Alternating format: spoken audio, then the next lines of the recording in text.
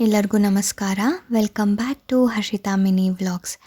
ಇವತ್ತು ನವರಾತ್ರಿ ಹಬ್ಬದ 9ನೇ ದಿನ. ಹಾಗಾಗಿ ಎಲ್ಲ ಕಡೆ ಸಿದ್ಧಿದಾತ್ರಿ ದೇವಿನ ಆರಾಧನೆ ಮಾಡ್ತಾರೆ. ಈ ದೇವಿ ಕಮಲದ ಮೇಲೆ ಕುಳಿತುಕೊಂಡಿರ್ತಾರೆ. ಈ ದೇವಿಗೆ 4 ಕೈಗಳಿದ್ದು ಕೈಗಳಲ್ಲಿ ಶಂಖ, ಚಕ್ರ, ಗದೆ ಹಾಗೆ ವರಾಭಯ ಮುದ್ರೆಗಳಿರುತ್ತೆ. ನೀವೆಲ್ಲ ಈಗಾಗಲೇ ಕೂಷ್ಮಾಂಡ ದೇವಿಯ ಕಥೆನ ತಿಳ್ಕೊಂಡಿದ್ದೀರಾ. ಕೂಷ್ಮಾಂಡ ದೇವಿ ತನ್ನ ನಗುವಿನಿಂದ ಇಡೀ ಬ್ರಹ್ಮಾಂಡವನ್ನ ಸೃಷ್ಟಿ ಮಾಡ್ತಾರೆ. ಹಾಗೆ ಬ್ರಹ್ಮ, ವಿಷ್ಣು, ಶಿವರನ್ನು ಸೃಷ್ಟಿ ಮಾಡಿ ಇವರಿಗೆ ಆದ ಜವಾಬ್ದಾರಿಗಳನ್ನ ಕೊಡ್ತಾರೆ. ಬ್ರಹ್ಮರಿಗೆ ಸೃಷ್ಟಿಸುವ ಕಾರ್ಯ, ವಿಷ್ಣುವಿಗೆ ಸಂರಕ್ಷಣೆಯ ಕಾರ್ಯ, ಹಾಗೆ ಶಿವರಿಗೆ ಲಯ ಕಾರ್ಯ. ಈ ರೀತಿಯ ಜವಾಬ್ದಾರಿಗಳನ್ನ ಈ 3 ಜನಕ್ಕೆ ಕೊಡ್ತಾರೆ. ಮೊದಲು ಬ್ರಹ್ಮರಿಗೆ ಈ ಕೂಷ್ಮಾಂಡ ದೇವಿ ಪ್ರಪಂಚದಲ್ಲಿ ಎಲ್ಲವನ್ನೂ ಸೃಷ್ಟಿ ಮಾಡಿದ್ದಾರೆ. ಆದರೆ ಈ ಪ್ರಾಣಿ ಪಕ್ಷಿಗಳು ಹಾಗೆ ಮನುಷ್ಯರನ್ನ ಸೃಷ್ಟಿ ಮಾಡೋ ಕಾರ್ಯ ನನಗೆ ಅರ್ಥ ಆಗ್ತಿಲ್ವಲ್ಲ ಅಂತ ಹೇಳಿ ಚಿಂತೆ ಮಾಡ್ತಾ ಈ ಕೂಷ್ಮಾಂಡ ದೇವಿನ ಪ್ರಾರ್ಥನೆ ಮಾಡ್ಕೋತಾರೆ.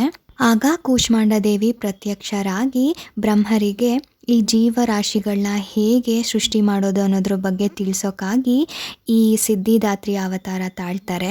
ಹಾಗೆ ಶಿವರನ್ನು ಕೂಡ ಕರೆದು ಅರ್ಧನಾರೀಶ್ವರ, ಅರ್ಧ ಈಶ್ವರ ಹಾಗೆ ಅರ್ಧ ಶಕ್ತಿನ ತುಂಬಿರುವಂತಹ ಅರ್ಧನಾರೀಶ್ವರ ರೂಪದಲ್ಲಿ ಇವರಿಗೆ ಕಾಣಿಸ್ಕೋತಾರೆ. ಈ ಶಿವಶಕ್ತಿ ರೂಪದಲ್ಲಿರೋ ಶಿವ ಹಾಗೆ ಪಾರ್ವತಿಯರ ಶಕ್ತಿಯನ್ನ ತೆಗೆದುಕೊಂಡು ಬ್ರಹ್ಮಾಂಡದಲ್ಲಿ ಇರೋ ಜೀವರಾಶಿಗಳನ್ನೆಲ್ಲ ಸೃಷ್ಟಿ ಮಾಡ್ತಾರೆ. ಬ್ರಹ್ಮರ ಸೃಷ್ಟಿ ಕಾರ್ಯದಲ್ಲಿ ಅತ್ಯಂತ ಉಪಯುಕ್ತ ಹಾಗೂ ಸೂಕ್ತ ಸಹಾಯನ ಮಾಡೋದಕ್ಕಾಗಿ ದುರ್ಗಾ ಮಾತೆ ಈ ಸಿದ್ಧಿದಾತ್ರಿ ಅವತಾರದಲ್ಲಿ ಎಲ್ಲರಿಗೂ ಕಾಣಿಸ್ಕೋತಾರೆ.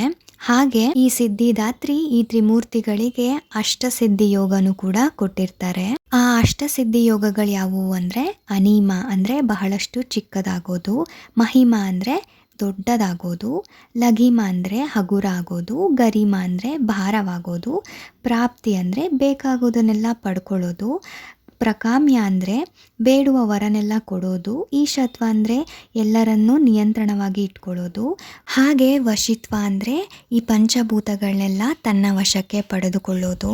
ಈ ರೀತಿಯಾದ ಅಷ್ಟಸಿದ್ಧಿಗಳನ್ನ ಸಿದ್ಧಿದಾತ್ರಿ ಈ ತ್ರಿಮೂರ್ತಿಗಳಿಗೆ ಕೊಡ್ತಾರೆ.